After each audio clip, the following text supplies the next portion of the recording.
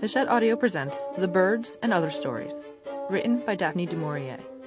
Read by Michael Sinclair, Barbara Rosenblat, James Langton, and Katherine Kellgren. The Birds. On December the 3rd, the wind changed overnight, and it was winter. Until then, the autumn had been mellow, soft. The leaves had lingered on the trees, golden red, and the hedgerows were still green. The earth was rich where the plough had turned it. Nat Hockin, because of a wartime disability, had a pension and did not work full-time at the farm. He worked 3 days a week, and they gave him the lighter jobs, hedging, thatching, repairs to the farm buildings. Although he was married, with children, his was a solitary disposition. He liked best to work alone.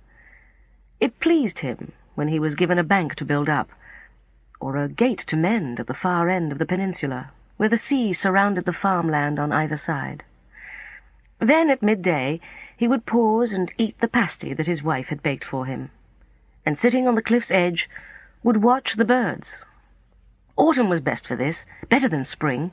In spring the birds flew inland, purposeful, intent. They knew where they were bound.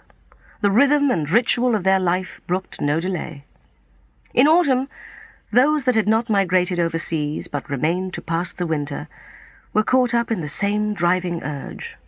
But because migration was denied them, followed a pattern of their own. Great flocks of them came to the peninsula, restless, uneasy, spending themselves in motion, now wheeling, circling in the sky, now settling to feed on the rich, new-turned soil.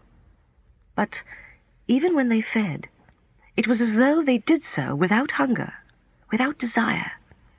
Restlessness drove them to the skies again.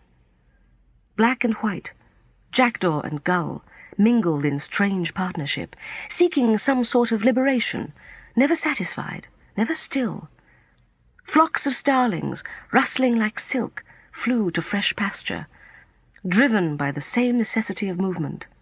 And the smaller birds, the finches and the larks, scattered from tree to hedge, as if compelled. Nat watched them, and he watched the seabirds too. Down in the bay they waited for the tide. They had more patience. Oyster-catchers, red-shank, sanderling, and curlew watched by the water's edge, as the slow sea sucked at the shore and then withdrew, leaving the strip of seaweed bare and the shingle churned. The seabirds raced and ran upon... Sample complete. Ready to continue?